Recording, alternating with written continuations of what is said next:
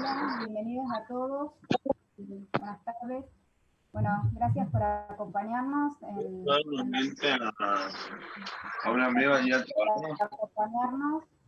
en la actividad de Fraude o Mala Praxis de Vicentín, organizada por el profesor Alfredo Gay. Así que le doy la palabra a él para que inicie la actividad. Bueno, gracias, Karina. Les damos las bienvenidas a todos y agradecemos la participación en este encuentro. Yo primero les voy a comentar un poco cómo comienza esta iniciativa. Fue una convocatoria que hice hace aproximadamente 2 o 3 meses a estudiantes que estuvieran en cualquier etapa del proceso de acreditación de la materia de la que estoy a cargo, análisis de estados. Como consecuencia de ello, hoy en el equipo encontramos personas que están cursando, otras que están en proceso de rendir los exámenes finales, e inclusive un tercer grupo de personas que se han recibido recientemente.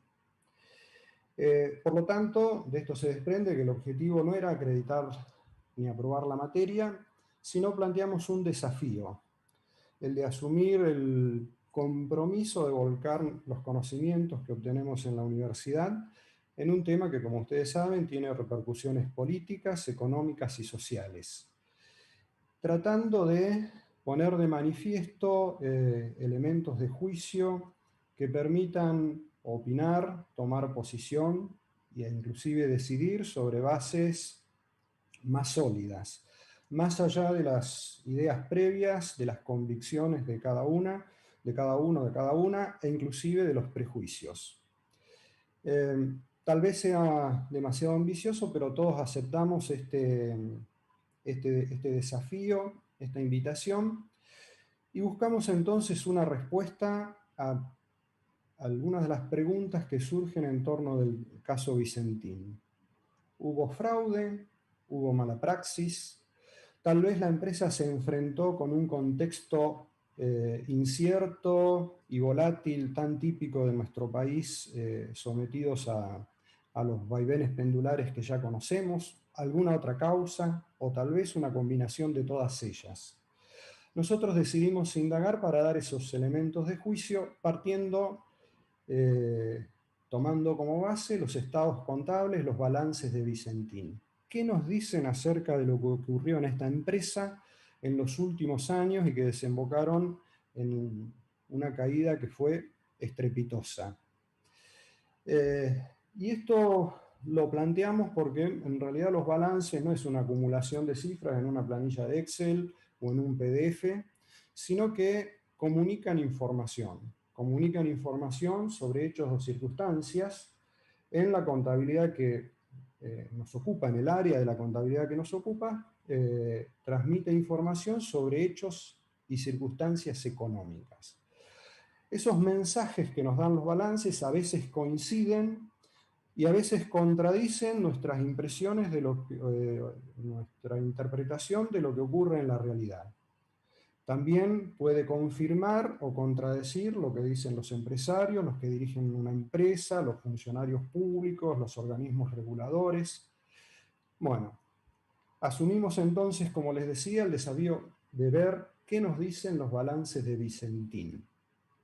Tal vez si ustedes esperan una respuesta contundente de nuestra parte, se van a sentir decepcionados porque los balances no nos pueden decir todo lo que necesitamos saber, aunque nos pueden comunicar una parte importante de eso.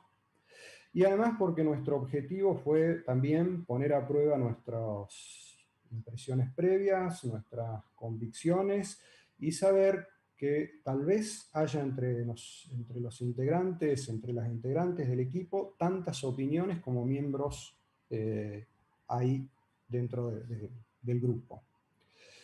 Por lo tanto, no quisimos limitarnos en ese sentido y simplemente aportar preguntas, como nos gusta en nuestra materia, para que el resto del mundo pueda, tal vez si le interesa, buscar respuesta.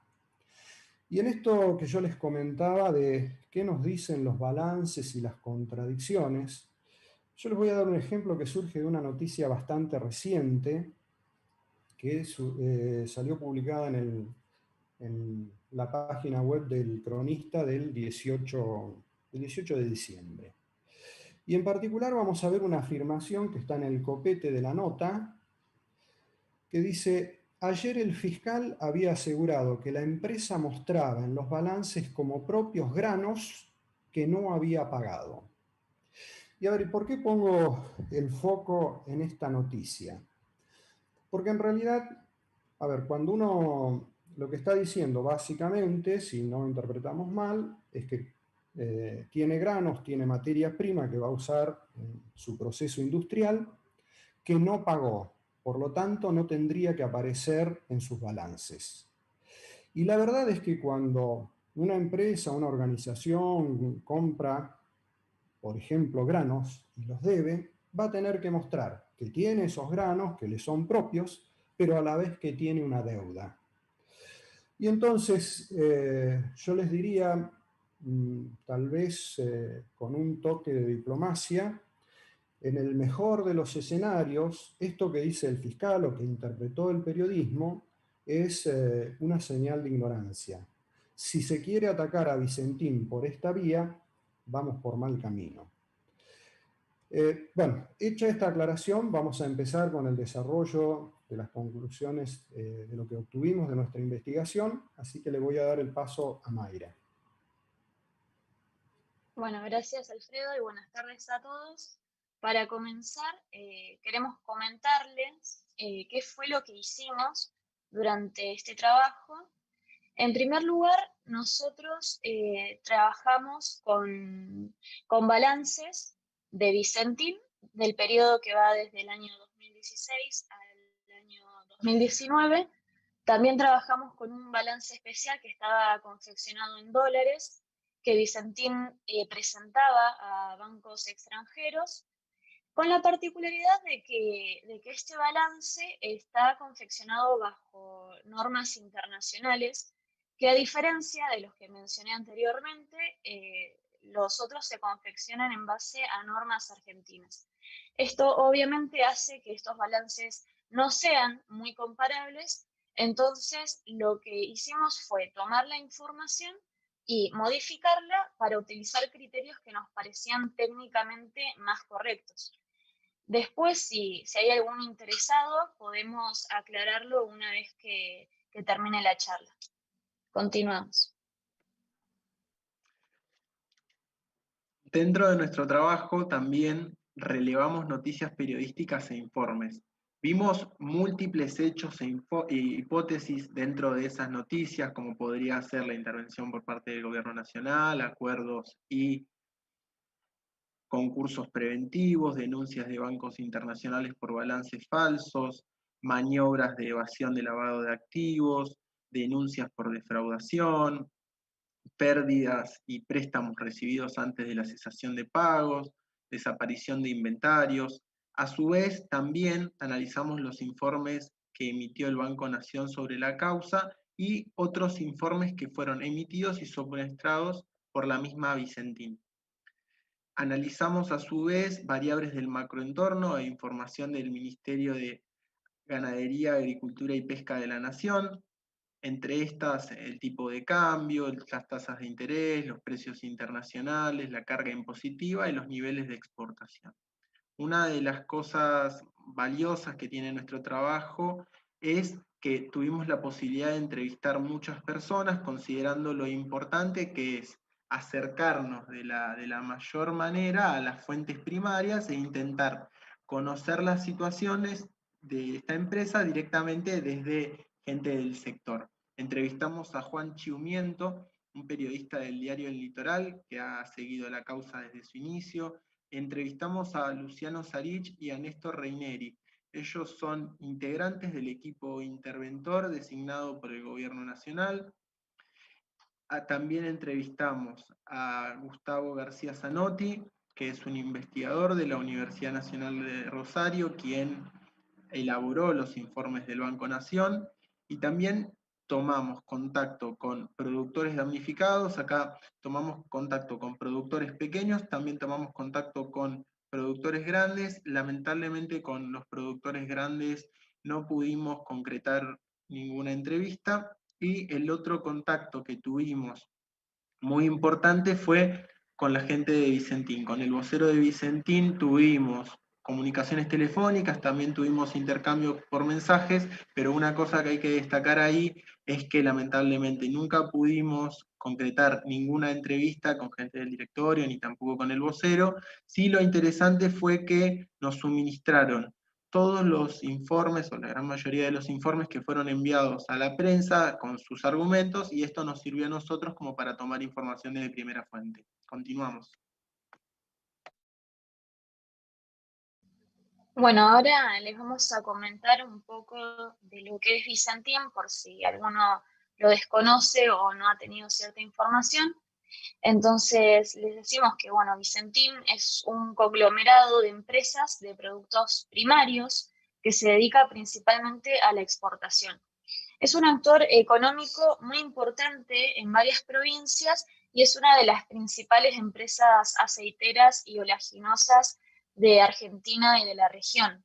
Bueno, tiene su sede principal en Santa Fe y cabe mencionar también que en el 2019 ocupaba el puesto número 6 entre las empresas exportadoras del complejo agroindustrial argentino.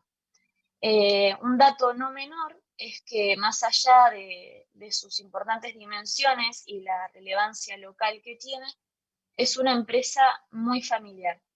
Esto es importante porque mencionamos, bueno, que Avellaneda, que es donde se encuentra, es una ciudad muy pequeña y Vicentín es el actor principal, donde son muy importantes las relaciones familiares. Continuamos. Una cosa fundamental dentro de nuestro análisis era conocer cuál era el negocio que realizaba Vicentín como su actividad principal. Acá es fundamental remarcar esto que viene diciendo Mayra sobre cómo es una empresa que se dedica a la agroindustrialización de los productos. Esto implica que transforma los productos primarios, no solamente que se producen en el campo argentino, sino también en algunos otros países limítrofes, y lo que hace es transformar esa materia prima, no produce, no es una empresa que tenga grandes latifundios, sino que únicamente lo que hace es comprar esa materia prima, por eso la ubicamos en un análisis de cadena de valor dentro de lo que sería la industrialización. Si nosotros, en la industrialización, que en este caso sería el tercer anillo, si nosotros nos corremos un anillo hacia atrás, lo que vemos es el rol, la figura del corredor.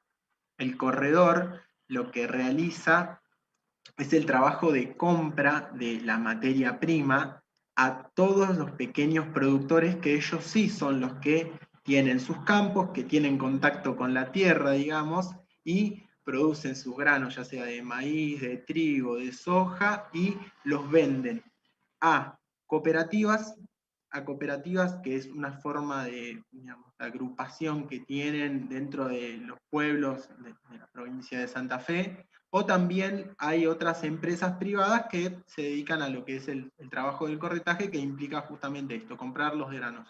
Vicentín lo que hace es ese grano que recibe lo transforma en biodiesel, en aceite, en pellets. Esos productos ya agroindustrializados son destinados en el 90% al mercado internacional y en el 10% únicamente al mercado local. Continuamos. Bueno, ahora vamos a señalar los hechos recientes para poder ubicarnos en el contexto. En enero de este año, Vicentín planteó un acuerdo preventivo extrajudicial a sus acreedores y de esta forma intentaba llegar a acuerdos para evitar el concurso.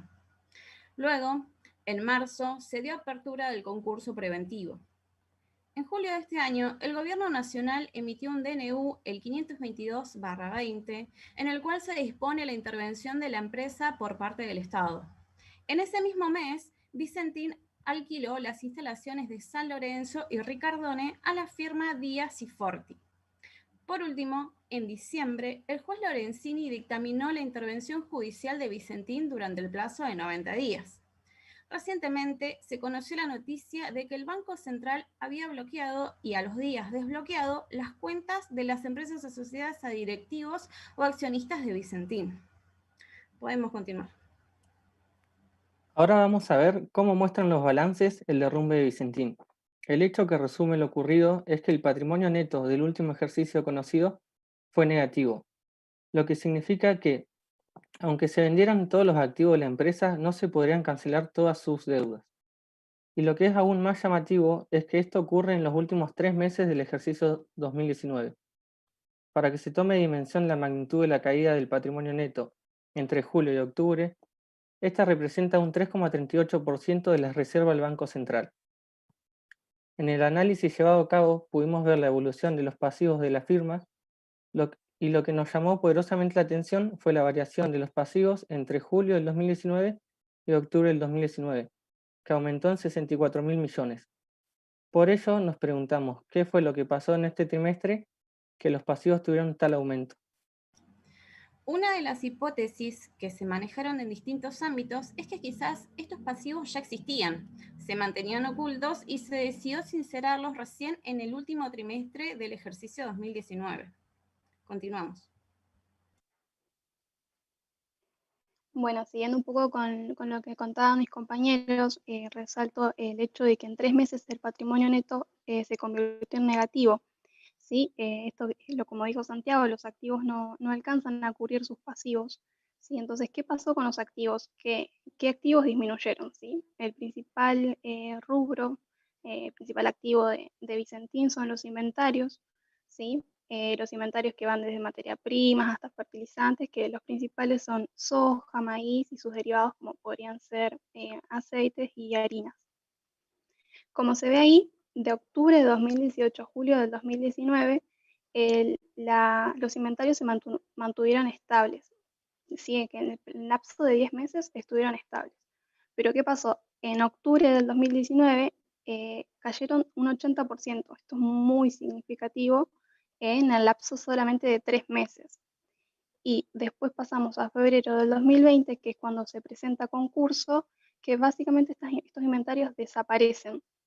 Sí, la pregunta que nos hicimos nosotros, que seguro también se hacen ustedes, es qué pasó con los inventarios en estos 3 meses. Bueno, nosotros a partir del relevamiento de noticias que hicimos, encontramos diferentes hipótesis. Entre ellas, algunas decían que los inventarios nunca existieron, otras decían que se malvendieron, y otras también manifestaban que tal vez las mercaderías hasta julio del 2019 se sobrevaluaron. Entonces, esto es lo que el grupo Grassi denunció, que manifiesta también en su denuncia penal, ¿sí? que las mercaderías en realidad que tenían ellos eran tal vez de terceros. Continuamos. Continuando con el análisis de por qué cayeron los inventarios, nos planteamos que podrían ser por precios o por cantidad. En cuanto a los precios, los bienes, al tener un mercado transparente y ser de fácil realización, pudimos acceder a los precios a través del Ministerio de Agricultura, Ganadería y Pesca, que son los precios FOB, que si observamos en el gráfico, los precios varían entre un 60 y un 70%, aclarando que son los principales productos exportados, los que aparecen en el gráfico, que los precios incluso aumentan más que la inflación. Entonces, lo que podemos decir de los precios es que la reducción de los inventarios no es una consecuencia de la caída de los precios, que incluso aumentan más que el índice de precios al consumidor. Por el lado de las cantidades, observamos que tampoco se da a las compras, que lo va a detallar Valeria. Continuamos. Bueno, como bien decía mi compañera, las compras no disminuyeron durante el periodo analizado, estas aumentan un 126%, y tomando en cuenta cómo disminuyó el activo, cómo disminuyó el patrimonio, ¿qué efecto tiene en los resultados de la empresa? En principio, digamos, en el 2018, la empresa presenta un resultado bruto positivo. ¿Qué quiere decir esto? Que las ventas fueron mayores al costo de los productos vendidos, ¿no? Compré a 8 y vendí a 10. Situación que es contraria en 2019. La empresa presenta un margen bruto donde las ventas fueron menores que el costo de lo vendido.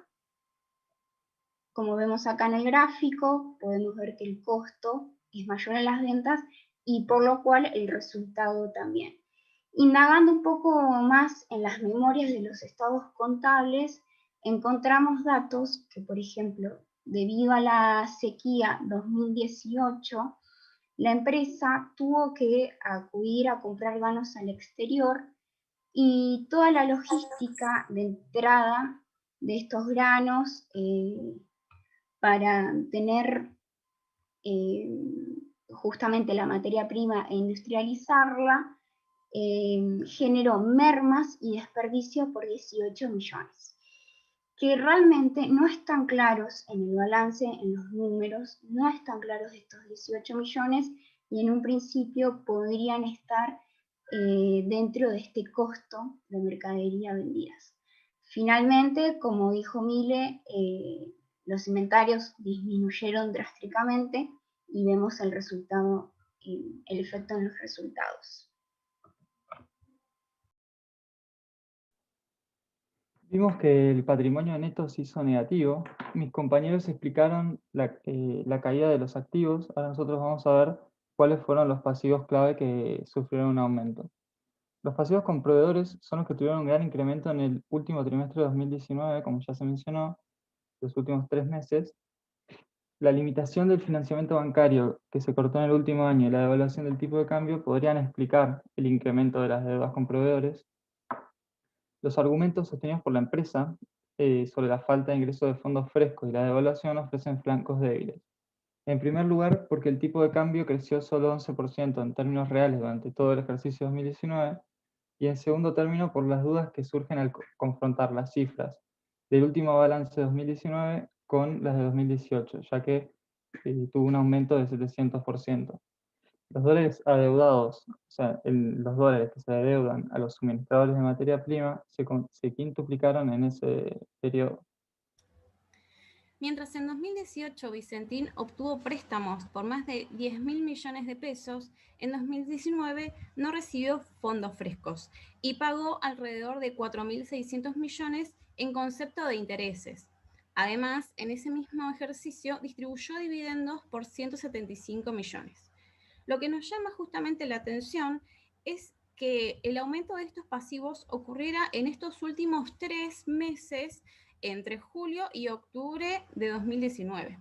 Como habíamos mencionado antes, una de las hipótesis que estábamos manejando, al igual que distintos medios, es que quizás esos pasivos en realidad existían y se mantenían ocultos, pero justo en este último trimestre se sinceraron dentro del balance del ejercicio 2019. Continuamos. Bueno, a raíz de lo que veníamos mencionando, tenemos que la empresa en 2019 presenta patrimonio neto negativo, presenta una baja en sus activos, una baja en los inventarios y un incremento muy notable en las deudas, principalmente deudas comerciales y préstamos. Como consecuencia de estos hechos, la empresa registra una pérdida, que en 2019 la pérdida es de 93.000 millones. Ahora bien, ¿cómo se compone esta pérdida? Por una parte tenemos el resultado operativo, que es el resultado de las actividades principales de la empresa, que es de aproximadamente 23.000 millones, pero por otro lado también tenemos los resultados financieros y por tenencia, que son de 86.000 millones. Como podemos ver, es muy significativo este importe de 86.000 millones, ya que representa el 93% del resultado de la pérdida total. Pero el inconveniente fue que la empresa no explica cómo se componen estos resultados financieros y por tenencia. Nosotros sabemos que se incluyen, por ejemplo, intereses de préstamos, pérdidas de inventarios, pérdidas por diferencias de cambio y además ganancias por la liquidación de las deudas cuando hay contexto de inflación. Pero bueno, el inconveniente, como dije antes, es que la empresa no explica cómo se componen estos 86.000 millones. Continuamos. Bueno, y acá, por otro lado, vemos que estas son solamente algunas de las empresas en las que Vicentín tiene participación accionaria, y para entenderla un poco mejor, vamos a recordar que en el año 2015 inicia sus actividades Vicentín Paraguay como agente de comercialización de soja destinada principalmente a complejos industriales en expansión. Algo quizás un poco llamativo es que suele decirse que Vicentín Paraguay tiene una estructura muy pequeña y así todo es el segundo exportador de granos de Paraguay. También, si miramos un poco hacia atrás, recordamos que en el año 2017 Vicentín comienza a involucrarse en el sector de los biocombustibles, siendo la primera empresa del país en exportar biodiesel desde Avellaneda. Luego, entre Oleaginosa Moreno Hermanos, Vicentín y Molinos Río de la Plata, surge la empresa Renova, que se dedica principalmente, como dije recién, a la comercialización de biodiesel. Acá también tenemos que mencionar que Oleaginosa Moreno Hermanos pertenece a Glencore, que es una multinacional que tiene sede en Suiza. Esta empresa se considera una de las principales empresas privadas dedicada a la compraventa y producción de materias primas y alimentos del mundo. Algo quizás también un poco llamativo y que debemos mencionar es que en diciembre del 2019 Vicentín le vende a Glencore parte de sus acciones en Renova días antes de declarar la cesación de pagos. Con esto, el grupo suizo pasa a tener el 66,67% de las acciones de Renova. Continuamos. Otro de los temas que se puso en tela de juicio era si hubo empresas relacionadas con Vicentín que se hayan visto beneficiadas por todo esto que venimos comentando. Por un lado, mientras Vicentín obtuvo pérdidas en el ejercicio, es cierto que, como se puede ver en la pantalla, tanto Renova como Vicentín Paraguay aumentaron sus resultados de manera significativa. Pero otra cuestión que hay que destacar es que las compras y ventas que se realizaron con empresas vinculadas disminuyeron las ventas un 12%, también disminuyeron las compras un 30%.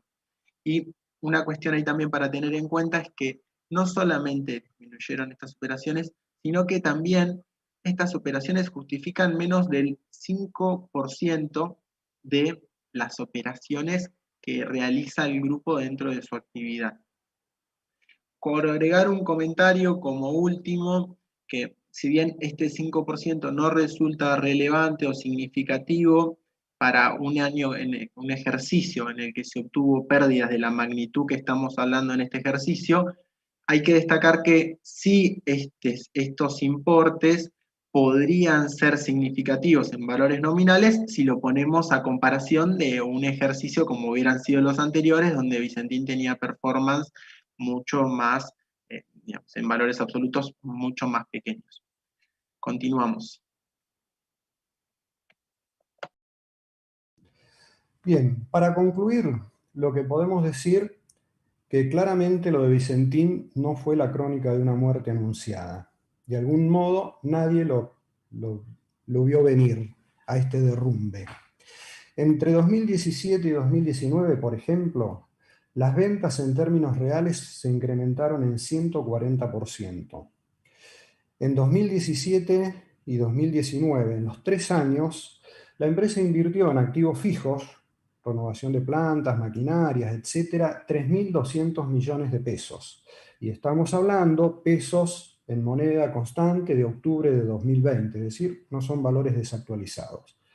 En el periodo de 2 años, 2017 y 2018, el rendimiento del capital invertido, la rentabilidad de Vicentín fue del 30% anual promedio, y destacamos otra vez en moneda constante, esto es, por encima de la inflación. En 2019 recibió préstamos por 10.000 millones de pesos, no solo del Banco Nación, eso hay que resaltarlo, sino también de bancos internacionales. Es decir, que hasta el periodo 2018, inclusive parte del 2019, Vicentín seducía a los proveedores de financiamiento, tanto a bancos nacionales como extranjeros. Y de pronto, todo explotó. ¿Pasamos, Valeria? Y esta explosión la fuimos viendo, uno podría decir, ocurrió entre fines del ejercicio 2018 y fines del 2019. Pero nos encontramos con un balance, ese que les comentamos antes, que presentó Vicentín a los bancos internacionales y que está confeccionado en dólares, que demuestra que en apenas 3 meses se declaró la insolvencia. Apareció un patrimonio neto negativo, esto es, la incapacidad de los activos para cancelar, para ser utilizados para cancelar todas las deudas. Esto también se reflejó, como vimos, en una caída dramática de sus inventarios y otra vez en 3 meses, lo que deja muchas preguntas. ¿Estaban sobrevalorados hasta fines del 2018 o en realidad efectivamente se malvendieron en los últimos 3 meses del ejercicio 2019? ¿Tal vez se canalizaron por la economía negra? Son respuestas que los balances no nos dan. Digamos, todo esto requiere investigaciones adicionales. Del mismo modo, lo que ocurrió con los pasivos comerciales, es decir, con aquellos que se asumen con los proveedores, fundamentalmente de materias primas, agroquímicos, servicios, etc. Si bien es cierto que Vicentín dejó de recibir financiamiento bancario durante el 2019, ya vimos antes, en lugar de recibir fondos frescos, pagó más de 4.600 millones en concepto de intereses, y la firma atribuye el problema a la incertidumbre propia de nuestro país y al salto del tipo de cambio, pero lo cierto es que el tipo de cambio en términos reales en todo el periodo aumentó solo 11% y la deuda con los proveedores de materias primas se quintuplicó en apenas 3 meses. Nosotros, como le decíamos, no tenemos las respuestas. Muchos de estos interrogantes requieren investigaciones especiales que exceden por mucho lo que nos pueden dar los balances. Nosotros le comunicamos lo que nos comunican los balances de acuerdo a los conocimientos que hemos asumido. La idea es que ustedes puedan encontrar sus propias respuestas y si quieren hacer preguntas, a partir de ahora lo pueden hacer, tanto por Zoom como por medio del canal de YouTube. Quedamos a disposición de ustedes y muchas gracias.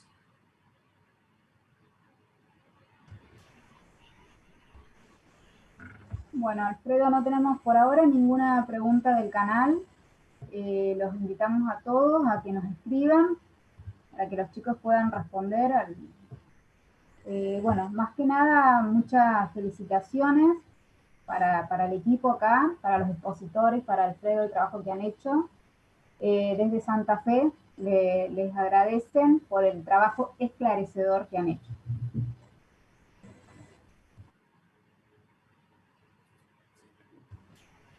No tenemos preguntas entonces, agradecemos nuevamente la participación. Esperemos que la difusión del trabajo sirva, como decíamos, para poner a prueba nuestras ideas, nuestros prejuicios. Sobre todo me interesa destacar el trabajo realizado por este equipo, como ellos y ellas dicen, por amor al arte. No es tan así, pero algo de verdad tienen. Muchas gracias. Alfredo, a mí me gustaría, no sé si estamos a tiempo, quiero sumar 2 palabras únicamente. Sí, agradecer en principio a las interesadas y los interesados. Me alegra mucho ver dentro de la sala caras conocidas, compañeros de la facultad. Creo que esto habla de nuestro compromiso social como jóvenes. Agradecer también a quienes conformamos el equipo de este trabajo, llevamos adelante este análisis de Vicentín, porque fue un grupo muy ameno que seguramente vamos a continuar trabajando. Agradecer también a Alfredo por habernos acompañado y guiado en todo este proceso, coordinándonos, siendo el líder y reconociendo también su trayectoria, que seguro no le gusta que lo digamos ni lo mencionemos, pero bueno, es reconocible su trayectoria y realmente es un gusto poder acompañarlo en este trabajo.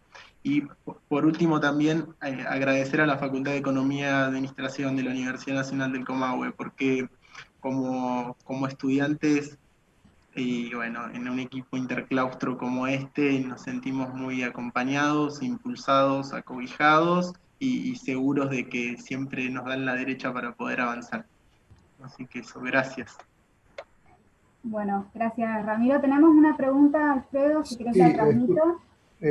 Si son las de Zoom, las estuve viendo. Ah, sí. Respecto a la empresa, digamos, es lo que Perdóname, básicamente... Alfredo, ¿la podrías leer si querés para que la gente que está en el canal pueda saber cuál es la pregunta que hicieron? La pregunta es, me gustaría saber si alguien dentro de la empresa expresó su opinión de por qué pensó que sucedió esto. Yo diría que la responda Ramiro, que es el que hizo el contacto con la gente de Vicentín. Ahí tuvimos dos situaciones. Por un lado, cuando tomamos contacto con lo que fueron los interventores de la empresa por parte del gobierno nacional allá en junio, ellos una cosa que destacaron mucho fue que, digamos, había un contenido familiar muy importante dentro de la empresa, que lo destacó Mayra. Eso como que llevaba a que dentro de la administración de la empresa haya mucha gente de la familia. Y una de las cosas que mencionaba era como que la familia no tenía conocimiento de que la empresa estaría en esta situación de que venía a punto de presentar cesación de pagos y como que puertas adentro no se mostraba esa situación de la empresa en caída. Lo mismo también nos ocurrió cuando tomamos contacto con el vocero de Vicentín, digamos, nos comentó que para ellos eran una empresa de trayectoria, ellos hacen mucha alusión a eso, a que son 90 años, a que es una empresa que no se formó para caerse, sino que, por el contrario, tenía trayectoria. Ellos en ningún momento nombraron como que la situación venía para este final. Sí, no sé si estoy respondiendo a la pregunta, pero digamos, dentro de la opinión, ¿por qué digamos, no veían que llegara esta situación y pasó todo muy rápidamente y nadie pensó que podía ocurrir esto? Bueno, acá otra pregunta.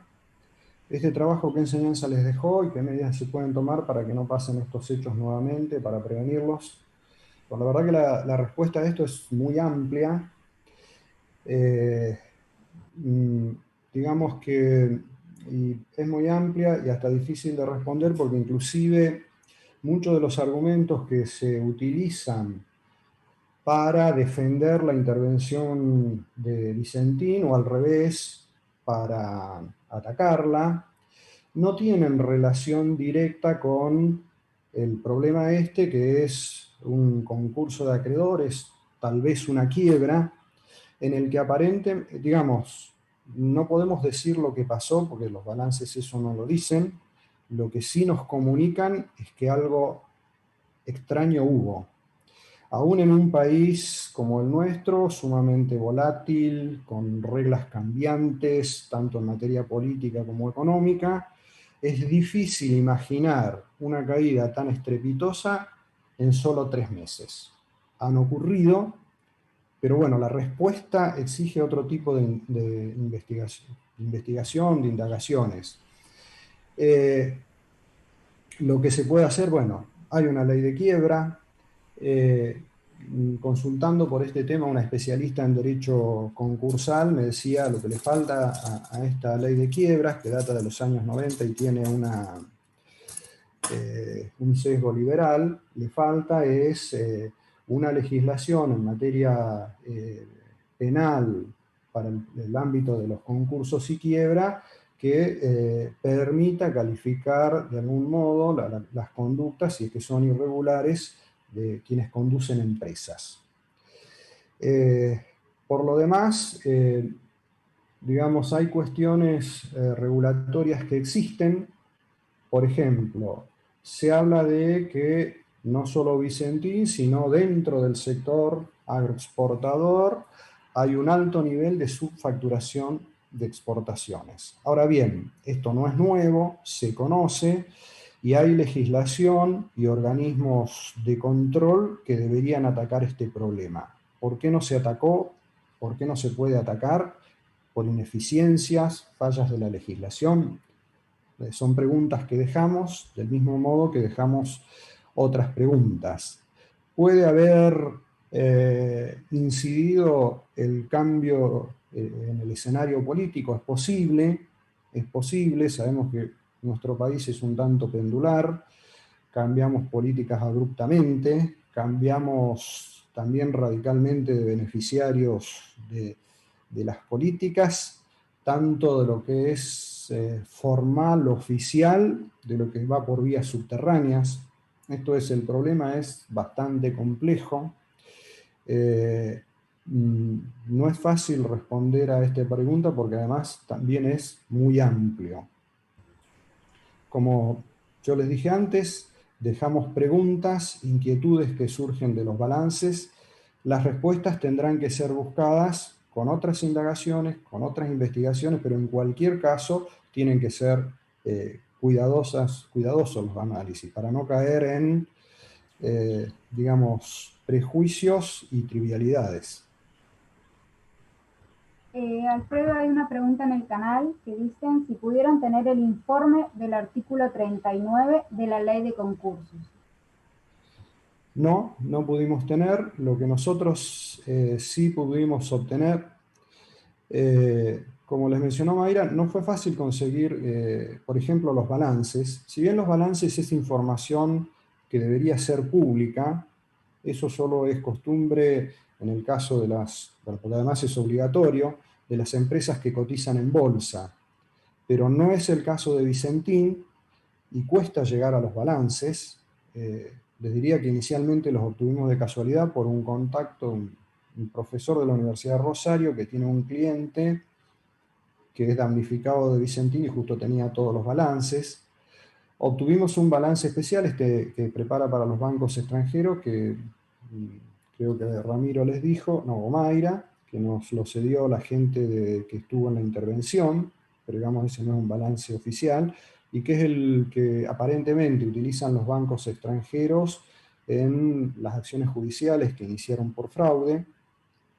Y por último, el estado de activos y pasivos que se presentó en el concurso, pero nada más, digamos, de la cuestión concursal, el estado de activos y pasivos con el detalle de todos los bienes, deudas, etcétera, pero no, nada más que eso. Perfecto. Bueno, acá la misma persona que hace la pregunta dice que en el informe del artículo 39 el equipo de síndicos se debe detallar las causas del desequilibrio económico. Él hace la mención en el chat del canal. Sí, el tema, yo quiero hacer una aclaración respecto a eso que lo mencionamos durante la exposición. La información que presentan los balances no siempre es clara. Hay, por ejemplo, en la memoria dice que, lo que dijo Valeria, que debido a la importación de materia prima desde Estados Unidos, incurrió en una serie de gastos adicionales, mermas y por problemas de logística, desperdicios, ineficiencias por 18 millones de dólares. Esto no lo podemos encontrar en los balances porque no hay gastos identificados como tal. La segunda cuestión, que uno puede decir es bastante frecuente en las memorias de las empresas, supongo que es por incompetencia comunicativa o intencionalmente, que mencionan cifras en dólares cuando los estados contables están en pesos y cuesta reconstruir la conversión de unas a otras, sobre todo en un país que el tipo de cambio no es estable. Y hay otro, digamos, entonces podemos suponer que está encubierto incorrectamente, de acuerdo a lo que dicen las normas contables, dentro de las compras de materias primas, pero hay otra información que tampoco está, si bien no podríamos decir que incumple determinadas normas que son exigidas para la presentación de balances, dificultan la interpretación y por lo menos quebrantan el espíritu de que un balance debe servir para evaluar cabalmente la situación económica financiera de una organización. Perfecto. Bueno, por lo pronto por el canal no tenemos ninguna pregunta, sí transmitirle a todo el equipo y al profesor Alfredo las felicitaciones por parte del secretario académico Guillermo Sabino, que bueno, que sé que es una gran iniciativa tratar este tipo de problemáticas de tanta actualidad en el marco de una asignatura de la carrera, así que le transmito las felicitaciones a todos. Y bueno, por el canal no tenemos ninguna consulta, no sé si alguno quiere agregar algo más a la exposición o los invitados en la sala, si quieren hacer alguna pregunta, pedir la palabra, lo pueden hacer antes de que finalicemos. Alfredo, no sé si vos por ahí querés agregar algo. No, nada más. Agradecer nuevamente la participación y esperemos que el equipo no se rinda y podamos seguir con las investigaciones pendientes. Yo quiero, en este final, es un orgullo para el Departamento Contable esta iniciativa, me parece fantástica, y espero y deseo fervientemente que sea el semillero para que un montón de chicos que están estudiando y un montón de ex estudiantes que ya están en la calle trabajando, vuelvan a la facultad y quieran participar de este tipo de actividades que me parece además muy interesante, no solo desde el punto de vista universitario y desde el punto de vista del conocimiento, sino también de las relaciones. Seguir conectados con esto que es tan lindo, que es la universidad, y los quiero felicitar a Alfredo y a todos los chicos porque en este año tan complicado, esto es todavía mucho más difícil, y las comunicaciones y el tiempo que le han dedicado es muy importante. Así que como directora del Departamento Contable les quiero agradecer muchísimo lo que han hecho y felicitarlos porque es un orgullo para nosotros todo este trabajo de investigación. Esperamos muchos más el año que viene de parte de ustedes. Gracias, Silvia. Le voy a dar la palabra a la decana Mariela Martínez. Y bueno, muchas gracias, Cari. Bueno, en el mismo sentido que Silvia, quería felicitarlos, felicitar a todo el equipo, al profesor Alfredo Sgait por coordinar esta actividad. Para nosotros esto tiene doble valor. Bueno, uno es el de realizar actividades desde la facultad en forma virtual, que bueno, este año hemos estado obligados a hacerlas, pero realmente hemos hecho muchas actividades y bueno, y son fundamentales para poder transferir conocimientos, para mostrar lo que nuestra universidad realiza, pero fundamentalmente el gran valor que le doy a esta actividad es que se haya podido, o sea, que podamos mostrar que además de generar nuevos conocimientos, intercambios, aprendizajes, podamos como universidad, como Facultad de Economía y Administración, transferir estos conocimientos a la sociedad, ¿no? Y a las personas que estén interesadas en diversos temas. Por lo cual, bueno, veo que esta es una actividad muy linda y ojalá podamos seguir tratando otros temas, si es en esta materia o en cualquier otra materia. Me parece fantástica la idea, así que vuelvo a felicitarlos y agradecerles por el esfuerzo que han realizado para poner práctica este tipo de actividades. Felicitaciones a Alfredo y a los chicos también, ¿sí? A los chicos que algunos son estudiantes, otros graduados, este trabajo también interdisciplinario, o sea, todo desde el punto de vista que lo miremos es todo muy, muy satisfactorio. Así que muchas gracias por haberlo hecho. Gracias, Mariela. Pablo Luis pide la palabra. Pablo. Bueno, antes que nada, como emprendedor y empresario de acá de Neuquén, quiero agradecer la participación del equipo porque considero que no hay sector privado si no hay un apoyo de las casas de altos estudios, sea en este caso de contador, como de ingenieros y demás, así que celebro que tanto los profesores como los alumnos y futuros profesionales tengan el ímpetu y la perseverancia para trabajar y sobre todo sin lucro para dar hechos y estudios sobre cuestiones que afectan a toda la población. Muchas gracias a todos y en particular a la universidad. Gracias, Pablo. Muchas gracias.